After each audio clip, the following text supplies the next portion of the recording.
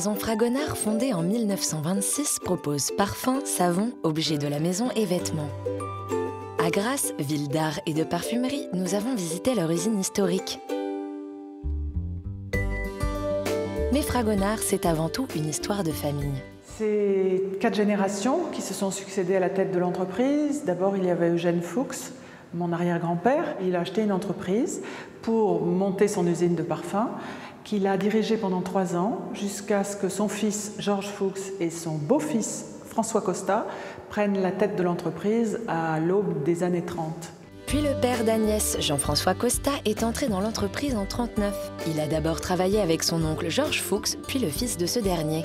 À l'époque, Agnès et ses sœurs, enfants, passaient déjà du temps à l'usine. Enfants, nous venions tous les dimanches avec mon père et nous jouions à la marchande, à porter les paquets, à rendre service. Dès que nous avons été étudiantes, mon père n'acceptait pas que nous ayons trop de vacances, donc il nous faisait travailler 1 à 2 mois tous les étés dans l'entreprise.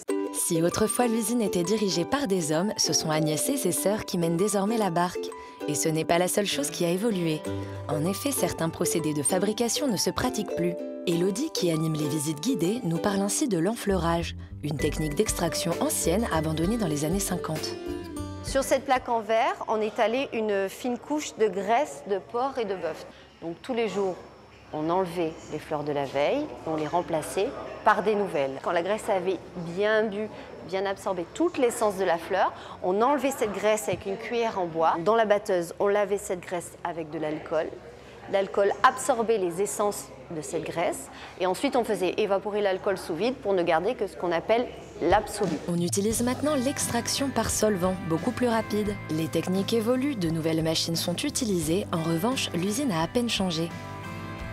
Mais comment font-ils leur parfum chez Fragonard ? Un parfum, ce n'est pas qu'un nez qui compose, c'est surtout un nez qui compose parce qu'on a besoin de ses capacités, mais c'est aussi toute une histoire qu'on raconte. Et un parfum peut être une multitude de choses qui partent d'un bout d'étoffe, d'une fleur, d'une impression, d'un souvenir, d'une histoire qu'on raconte. Et à partir de cette histoire, le nez va élaborer le meilleur parfum possible. Le nez, justement.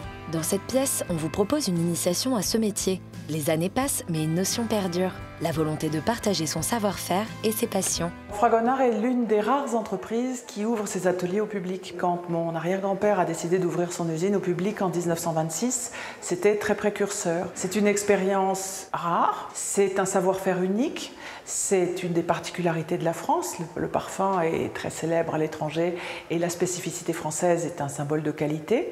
Et pour nous, c'est une grande fierté que d'ouvrir nos portes au public. L'une des choses les plus importantes pour nous, en dehors de la qualité de nos produits, c'est l'idée du partage. L'idée est qu'on peut venir chez Fragonard, la visite est libre, elle est guidée, et si on veut acheter un souvenir, on peut, mais si on veut juste s'imprégner de notre culture, on peut le faire aussi. Dans la famille Fuchs-Costa, on aime transmettre et on aime l'art. Ainsi, Eugène Fuchs a choisi de nommer sa société Fragonard en hommage au peintre. Et Jean-François Costa a ouvert un musée pour faire profiter à tous de sa collection de toiles de peintres grassois. Voici quelques-unes de ses favorites. C'est dans ce musée que la parfumerie a mis sur pied une exposition qui célèbre les 90 ans de la maison.